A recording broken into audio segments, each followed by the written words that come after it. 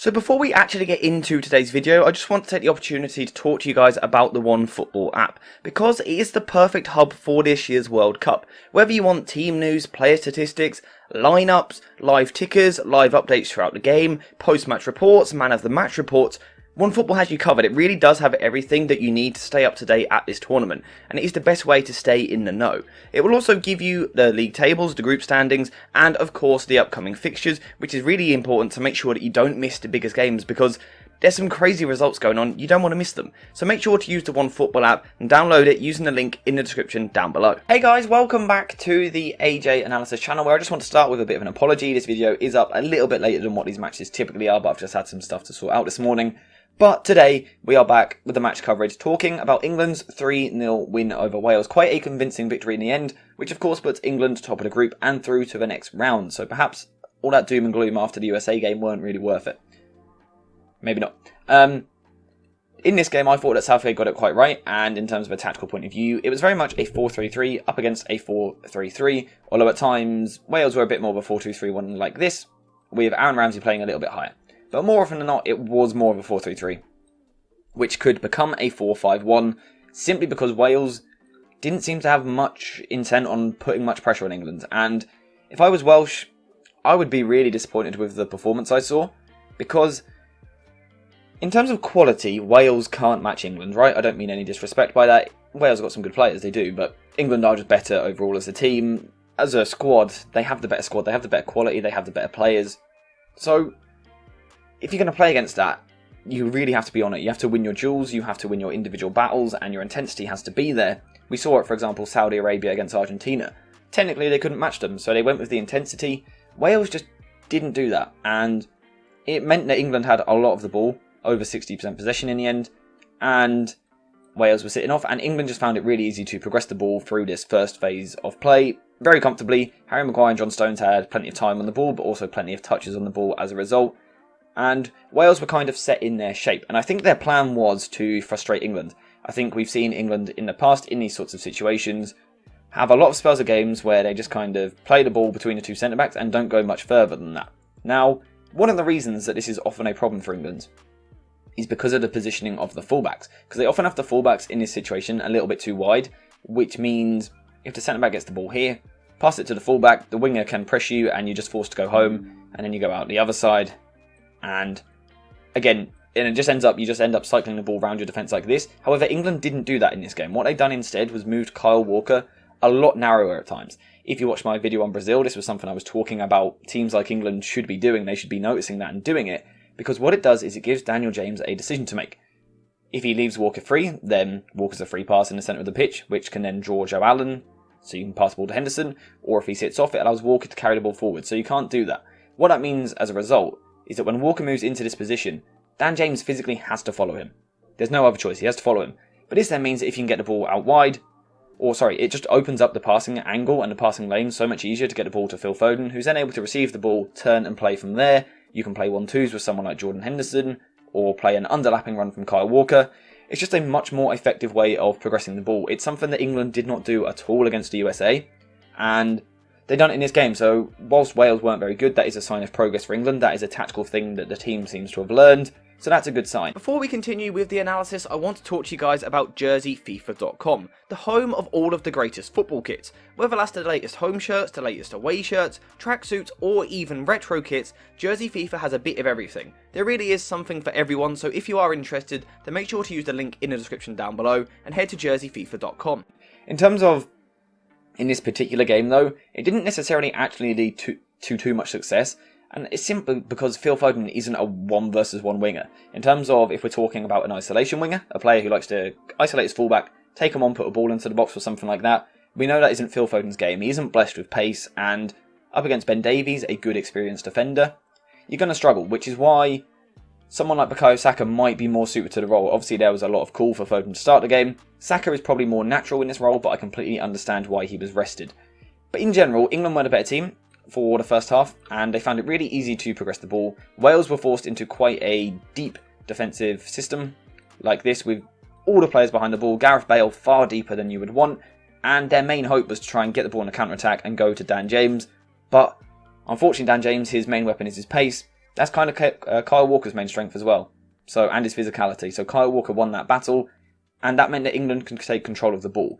The problem that England had was, for me, a lack of tempo. Now, tactically, yes, there were things they could have done differently, but your tactics are never going to matter too much if just the tempo isn't there. If you're taking 4 touches before you then pass it, rather than 2, it's always going to be difficult to break down a low block, because it just gives the opposition plenty of time to shuffle from one side to the other, close the gaps. It just makes it really easy, and for me, that was the big problem in the first half. There were moments where England still had success, with Harry Kane dropping deep, and I thought Kane had an absolutely brilliant game. There were a couple of occasions where he took a few too many touches, but in general his ability to drop deep, get the ball in the midfield, and then protect the ball, keep the ball for his side, and then bring others into the game was really impressive, and I was actually really impressed with his performance. He of course played that beautiful pass through to Marcus Rashford, who I think went with the wrong shot selection. However, what we saw was the importance of runners off the ball. It's something I go on a lot about a lot, and it's why I think Rashford is a player that should play more, because when Kane's dropping deep, he does drag defenders out of position. Raheem Sterling doesn't tend to like to make this run in behind. Why is that so difficult to say? He doesn't tend to like to make this run in behind. Don't know why my brain's struggling with that. But Rashford is a player that loves getting into this area. We saw it for that chance, and in my opinion, he should have scored. I think he went with the wrong shot selection, but Danny Ward did do well. But in general, I think England were just lacking something in this half, and I think it was the tempo on the ball. In terms of out of possession, they were actually really impressive. If Rashford did lose the ball in a dribble in a situation like this, and Wales tried to play out, Luke Shaw was there quickly, Bellingham was there quickly, Declan Rice was there quickly, Henderson was there quickly, and England's reaction to losing possession was really impressive. And again, that combined with Walker's ability to deal with Dan James completely reduced Wales' threat on the counter-attack. That was clearly how Wales wanted to play, sit deep and then hit on the break. England stopped that because every time they lost the ball, their counter-pressing was absolutely brilliant, and again it just allowed England to get the ball and then recycle possession again. But the problem was that they were just doing it a little bit too slowly. As a result of this slightly slow first half, people were calling for changes at half-time. We didn't really see any massive changes apart from Marcus Rashford moving to the right wing, Phil Foden going to the left wing. Now, personally, I was happy with what we saw in the first half, with Rashford on the left, Foden on the right, in terms of before the game, that is what I wanted. However, the issue was both of them wanted to come inside, but Walker and Shaw didn't really want to overlap them. They did it in occasions, there were situations where they'd done it, but in the first half at times it left England a little bit narrow. By swapping that, you now had a right footer on the right wing and a left footer on the left wing, and that seemed to give England a better balance, more width, which then left more room for players in the middle, which meant that we then saw the strengths of Jude Bellingham and his brilliant footwork and ball carrying ability, and he ended up playing a really advanced position in this area. I also thought Jordan Henderson had a good game. Was the execution always there? Probably not. But I think the intention was there, and I think he looked bright without necessarily being effective. Overall, I think he had a pretty decent game, considering he hasn't played too much recently. I thought he had a good performance, and I also think I don't want to call him a passion merchant, but you see him barking orders at his players. You can see that he demands something of the rest of the team, and that might be one of the reasons why he was picked, and maybe that helped set the tempo for England winning the ball back when they lost the ball.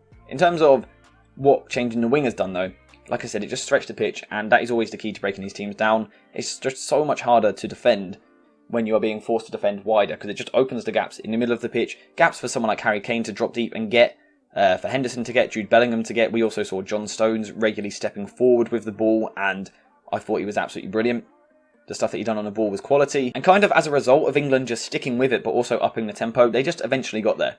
I think we saw a bit of moment of quality from Phil Foden in this tight area on the left-hand side, coming inside, wiggling past a couple of players, drawing the foul, which Rashford, of course, took the resulting free kick. Absolutely brilliant free kick. Put England 1-0 up.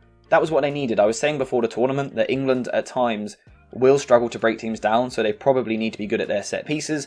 I was referring more to corners and free kicks with crosses, but this was just as good. Brilliant from Marcus Rashford. And then what we saw straight after the goal was England going with that pressing intensity, getting nice and high. Rashford wins the ball here.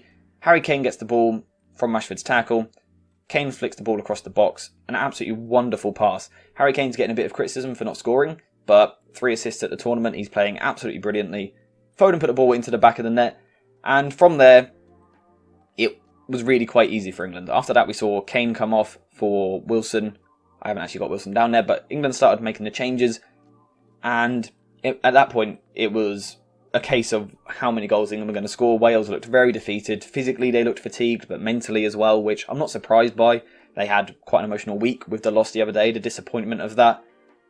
England deserved this win, absolutely, 100%. By far the better team. Southgate, like I said, that tweak at half-time, just stretching the pitch a bit more by putting the right footer on the right, the left footer on the left, just seemed to give England something a little bit different, more space in the middle, and then once that first goal came, England had the quality, and Marcus Rashford and Phil Foden had the quality to kind of see England through the rest of the game. Like I said, I thought Harry Kane was brilliant as well. John Stones, Declan Rice, players like this were just brilliant all round.